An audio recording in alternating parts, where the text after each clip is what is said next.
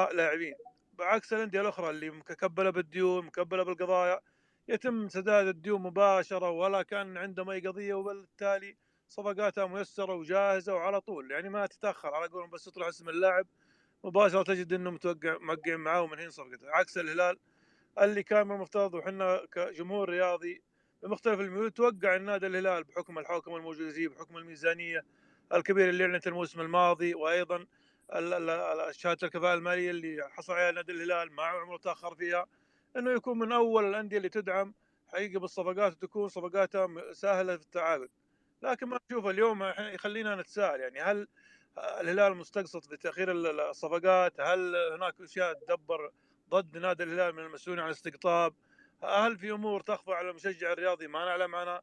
هل المسؤولين يرون أن نادي الهلال لا يحتاج إلى صفقات مثل الآخرين؟ يعني ما ندري، أصبحنا اليوم محتارين يعني حقيقة، رغم أن نادي الهلال هو الابن البار للكرة السعودية اللي شرف الوطن ودعم المنتخبات الوطنية وكان حاضر دائما وابدا في منصه التتويج كمشرف للوطن وحامل رايه الوطن في الرياضه، وقدم نجومه لدرجه ان اللاعبين اصبحوا اليوم معطوبين، اللاعبين المحليين اللي كانوا شايلين الفريق اصبح نصهم معطوبين باسباب مشاركاتهم في المنتخبات الوطنيه، واخذتها كاس العالم للمنتخبات. شفنا كم لاعب هلال يصيب فيه، شفنا نادي الهلال يتعرض لاصابات كثيره ولا احد يقف معاه سوى جمهوره وادارته حقيقه.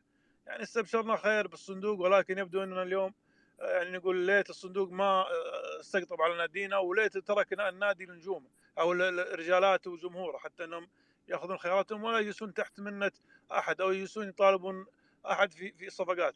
اليوم الصندوق هذا مدعوم من سمو ولي العهد الله يحفظه ويطول عمره، ورؤيه رياضيه الهدف منها اسعاد ابناء المملكه العربيه السعوديه، واسعاد ايضا المشجع الرياضي والارتقاء بالرياضه في الوطن، في وطننا، وجعله من الدوريات القويه اللي تضاهي الدوريات العالميه. عندما نجد ركن من اركان الكره السعوديه يعني يتم معاملته بالطريقه هذه، وتاخير صفقاته ومحاوله يعني حتى يعني جعل الجمهور محتقن بصوره رياضيه، يعني بصوره كبيره في الجانب هذا، وهم يعلمون جمهور الهلال يمكن ثلثين الجماهير في الوطن. فهذا والله شيء يعني يحز في الخاطر ويجعل الواحد يعني يتساءل اسئله كثيره. ما هو ذنب الهلال حتى يتم تاخير صفقاته؟ ما هو الذنب اللي اقترفه نادي الهلال حتى يتم تعطيل صفقاته وانشاب، انا اسميه تنشب الهلال في اسماء مستحيل ان تاتي للمملكه العربيه السعوديه، مثل مبابي، مثل ميسي، اللي حقيقه انا بعد تصريحه عندما انتقل لم يذكر يعني هناك مفاوضات من الجانب السعودي نهائيا، ما ذكره في التصريح. ايضا ظهر المدرب حسب الاخبار جوارديولا انه سيلفا لم ياتي عرض رسمي باللاعب هذا. امبابي لاعب انت عارف انه صغير في السن، تروح تفاوضه وعارف انه حتى لو بياتي بمبالغ مهوله جدا. يعني ما شفنا حقيقه شيء يبشر بالخير انه او يعني يجعلنا نحسن النيه في التعاقدات هذه. يعني احنا الان مطالب الهلال لاعب موافق لاعب نابولي موافق على الانتقال، لاعب جاهز للانتقال، وش اللي المانع انك انت ما تنهي الصفقه حقتها هذه وتجيب لنادي الهلال وانت عارف احتياج الهلال، انت شايف احتياجات الهلال. طالما انت اليوم شريك في نادي الهلال، يا الصندوق ولا الاستقطابات، وشايفين احتياجات نادي الهلال اللي يعني ما تخفى على اي رياضي، يا اخي احتياجاته واضحه وصريحه وطالب فيها. متاكد ان اداره الهلال طالبت والمدرب الهلال طالب فيها ولمح لها وجمهور الهلال ذكرها. وش اللي يمنعك ان تاخر الصفقات هذه على الهلال؟ نادي الهلال لا زال يحتاج الكثير. اليوم نيمار اسم مطروح كلاعب من فئتي، ولاعب ربما يفيد النادي في امور كثيره، في ملفات كثيره، سواء لا على مستوى التسويق الى النادي، لا حتى على مستوى استقطاب المشجعين من عبر العالم، سواء المشجعين البرازيليين او محبين اللاعب عبر في اوروبا وحول العالم. هذا مطلب مثل الانديه الاخرى، في بنزيما في الاتحاد، كريستيانو في النصر، فابينو في الاهلي، او مندي. هذه اسماء كبيره يعني تجلب المشجع من دول اخرى انها تتابع الدوري السعودي، يكون اضافه. نادي الهلال ركن ايضا من اركان الكره، ويحتاج هذا اللاعب انه يكون ايضا يعني كلاعب يتسلط عليه الاضواء من الخارج.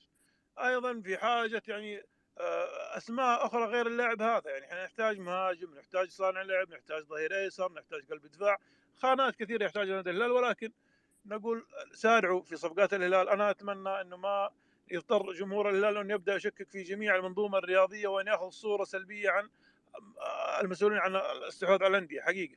ما نشوف الأندية الأخرى عكس ما نراه في الهلال. عندما أرى نادي الاتحاد يكتمل عناصره، ما يبقى إلا عنصر أو عنصرين تقريبا في الاستقطابات، ونادي الأهلي يخلص اللي صار عنده يلو، ونادي النصر اليوم مكتمل في الصفقات، ونادي الهلال هو الأقل من بينهم، ورغم انه الموسم الماضي ما كان عنده تعاقدات حتى احنا نقول والله طيب غريب بالله يختم، والله بختم اقول الطلبات نادي الهلال. والدخل كثر. طيب الموسم الماضي كان موقف فتره التسجيل، يعني معناته ما استطاع انه يسد الثغرات الموجوده في الفريق بلاعبين متواجدين الان فيه، اللي هم قبل سنتين وثلاث سنوات انتهى عطائهم في النادي ولا يمكن يقدمون اضافه للنادي، عكس الانديه اللي كانت متاحه لها التسجيل بامكانها تجلب لاعبين وتسد الخانات، واليوم فقط لا غير تسد بعض الخانات فيها. نادي الهلال يحتاج عمل كبير، يحتاج لفته من المسؤولين عن الاستقطابات، وانا اتمنى ما يتاخرون اكثر مما تاخروا.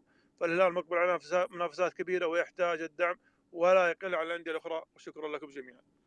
العفو، الله يعطيك العافيه. موجود يا ميشيل موكس؟ السلام عليكم، مساكم الله بالخير. ولا تغدى لا كنت اسوق بس قبل شوي. مساكم الله بالخير جميعا. جعفري ولورد ومحمد اجزاء الموجودين. وردني خبر الان من بيت الهلال ان اوسيمين تعرض لاصابه بالجوال كاحل، ما ادري هل هي صحيحه ولا لا، ولكن بيت الهلال نزلها قبل. من البيت الهلالي وردك الخبر ولا من البيت النابولي؟ سام الخبر اقول وردك من البيت الهلالي من ولا البيت النابولي؟ لا، بيت النابولي يقول الاصابه خفيفه جدا واللاعب راح يتشافى خلال عده باذن ايام. الله. اول شيء مساكم الله بالخير جميعا. عندي مداخله بسيطه بس من ناحيه المفاوضات كذا. هو صح الهلال ينقصه لعيبه وينقصه كذا، ولكن لماذا الهلال يعني قاعد يماطل في الصفقات؟ يعني هو السؤال. الصفقات حقت الهلال لماذا يعني كل ما يرتبط اسم لاعب عالمي بالهلال تختفي اخباره؟ يعني الحين متروفيتش موافق على العرض، ليش ما الهلال يخلص معاه؟ لماذا يعني مماطله العرض مع اللاعبين سواء العالميين او العاديين؟ يعني لماذا الهلال يعني فريق عالمي؟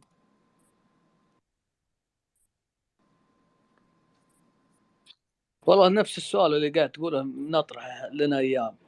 يعني اعتقد ان حتى لغه المال يعني في الهلال ما هي بنفس اللي موجوده عند النصر او عند الاتحاد او عند الاهلي.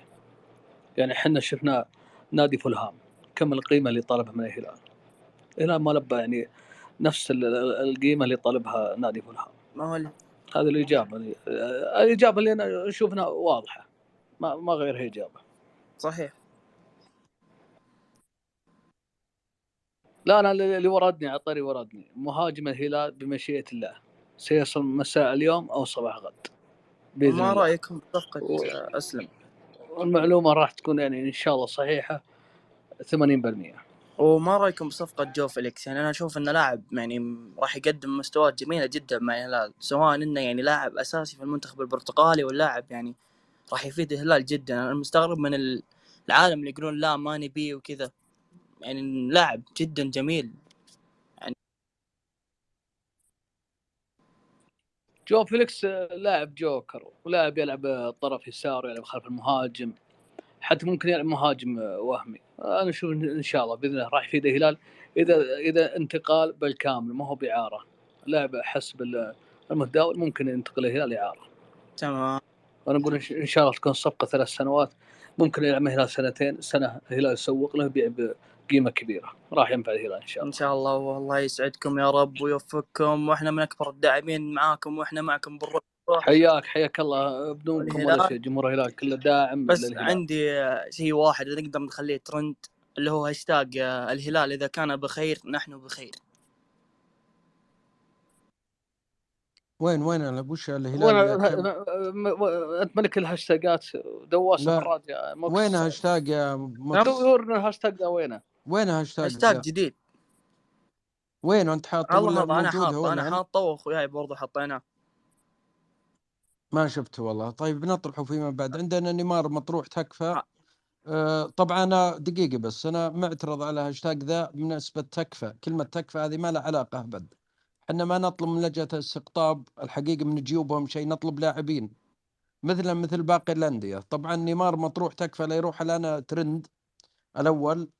لكن يا مفاوض الهلال ينتظر اللي هي فياتي. طبعا العنوان لماذا الهلال فقط، لأن هذا الهلال المظلوم فقط مشرف أندية السعودية، مشرف الوطن، واجهة الوطن، هو يا المظلوم ابو عبد الله دائما. جحفلي، في فقراوي على المايك، استغربت. من اللي فقره؟ وين؟ ما فيه والله موجود ابو خالد النصراوي. ابو وين خالد؟ ايه ابو خالد النصراوي، ايه ابو خالد النصراوي بنزله انا الحين، ما ياخذ مايك والله ينزل. اسمح لي يا ابو خالد، انت تروح نزل. المساحات النصراويين ابرك لك يا اخي. القواطي يسمحون، القواطي انا المساحه انا خاصه انا بالزعماء. أنا أول مرة أفتح مساحة أبو خالد. طبعا المساحة هذه الكل الهلاليين، النصراوي ما لهم وجود. أبو فيصل طلب مع احترامي ولا أعطيته. هذه امس انت في للهلاليين. المايه يا جحفري، امس انت عند ابو مشاري، ايش المشكله؟ واعطيناك مايك تتكلم وتحجنا ونعطيك. من أنت تعطي مايك؟ مو بنت اللي معطي مايك. الا اعطيناك، احنا النصراويين اعطيناك يا لا حبيبي. ما ايش أعطيتنا المشكله؟ أنت مايك. لا الله طيب يسلمك، ليش زعلان انت؟ ليش سمحت تكون زعلان؟ ليش بقول انا اغير نيمار ولا بقنع العنوان وشو عند يا مشاري حبيبي؟ انت امس العنوان نصراوي يا وانت أخي موجود انت. اصبر يا ابن حلال، تقدر تاخذني بالصوت، مو بنصراوي ياخذني بالصوت. أمس في هبد من كمخه، واحد معكم اسمه كمخه، وطلعت ورديت عليه، وعنوان ما له علاقة بالهلال ولا له علاقة بالنصر. نعم الموضوع مفتوح. كان عام نعم وحقت الشان الهلالي وبيض الواجب عبد الله. نعم اعطاك مخه على راسه. نعم الآن العنوان لماذا الهلال فقط. أنت تشوفنا كاتبين لماذا النصر، هذا عنوان هلالي لو سمحت. عاد أنت أبو خالد ما شاء الله دمعك قريب ومحب لكل الأندية، تطلع تقول الهلال مظلوم، تقول يا طواقي والله انكم اكثر لاعبين، احنا ما عندنا الا الدون. يا رجال انت ناديك المفروض يلعب بابطال اوروبا على الدعم، فرجال لا تقعد تقول بعدين ما اعطيتنا. انت معطيني مشاري وعبيد، انت مثلك متحدث. فرجائي انزل باحترام، وشكرا لك يا ابو خالد، شرفت من المساحه. والله ما فيني عداوه مع النصراويين، واعزك واقدرك يا ابو خالد، وانت متابعني، لكن ما لك كلام بالمساحه الهلاليه. تفضل يا اللورد. نعم لا الموضوع يخص جماهير الهلال. ما ادري ايش اللي لقف ابو خالد، نحترمك ونقدرك وطالب مايك. ما ادري من اللي اعطاك المايك. انا متاكد ان جحفل اعطاك المايك بدون ما يدري، او انه معلق معنا. مساحه فيها تعليق من اليوم، احاول اني اعطي احد مايك ما يعطي احد. لكن على كل حال يا ابو خالد، اذا في مساحات ثانيه ما عنوانها ما يخص الهلال، الله يحييك. العالمي بيجيك يا سلطان بقيم، بيجيك المايك عند العالمي. العالمي قميز. السلام عليكم. سلام. هذا مسيتم بالخير جميع المضيف والشركاء والمتحدثين والمستمعين. للأسف البارح تدشين الدوري، والدوري يبدأ طبعا الجمعة بعد 2 و3 أيام، والهلال بدون مهاجم. ومع احترامي بعض الجماهير يصب اللوم على بن نافل، يا بن نافل ليش ما خلصت المهاجم؟ بس فيه معلومة، أقسم بالله الهلال فاوض 7 مهاجمين، وأعدهم لك كلام. مهدي طارمي هداف الدوري البرتغالي فاوضه ولا نجح المفاوض. مشكلة الهلال صراحة المفاوض. فاوض برضو إيكاردي ثاني هداف الدوري التركي ولا نجح المفاوض. فاوضوا المهاجم بيدرو، مهاجم فلامينغو، مهاجم فتاك ولا نجح المفاوض.